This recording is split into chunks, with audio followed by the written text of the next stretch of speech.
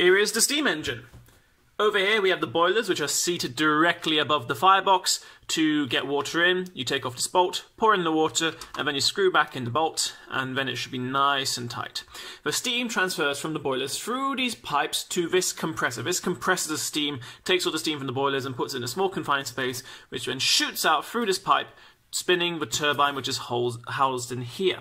Additionally, if you wish, steam can come through here and out of a steam whistle, which I currently don't have attached, but you could attach. Or you can even attach a tea maker.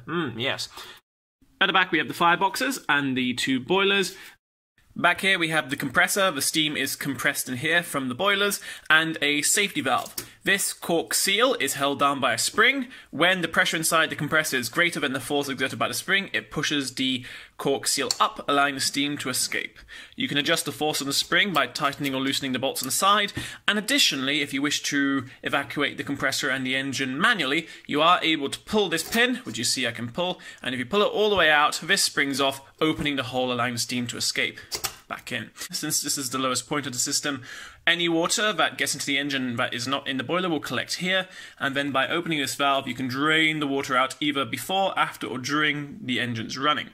The turbine is inside this case. When the case is closed it runs the best, but if you want to see the turbine you open it up, and inside you see the turbine, which spins freely either direction, and this nut here is unmovable. It is slightly too tight for the bolt, thus cannot be screwed on or screwed tighter by the turbine, which was a problem earlier, nor can it be screwed off unless you have the appropriate tool. At the bottom there's a little hole for the water to drain out of, to prevent water from building up and possibly flooding the turbine in the event that it's sealed. Once you've checked the engine, you can begin by first off putting the water in.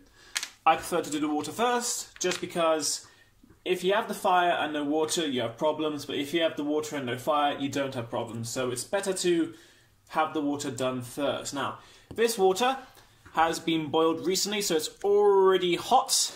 You don't need to do that, you can start from cold. It just makes it a little faster if the water's already hot, so that the fire doesn't have to do so much work.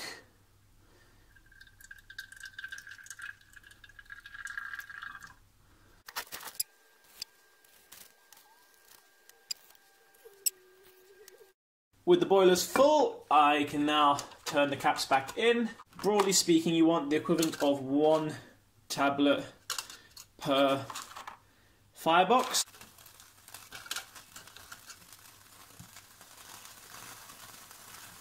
There we go. Takes a second. And using a little stoker wire, I shift the fire around, see that's quite hot, while this one's not too hot, to rearrange the fire so that it's burning in a way that I like it. That's the wet steam coming out, so I'm just going to mop that up.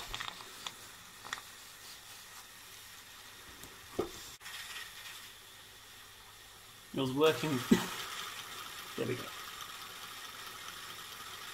And you see the engine works. Just takes a little bit of starting. And here you go, the steam engine. It's actually speeding up.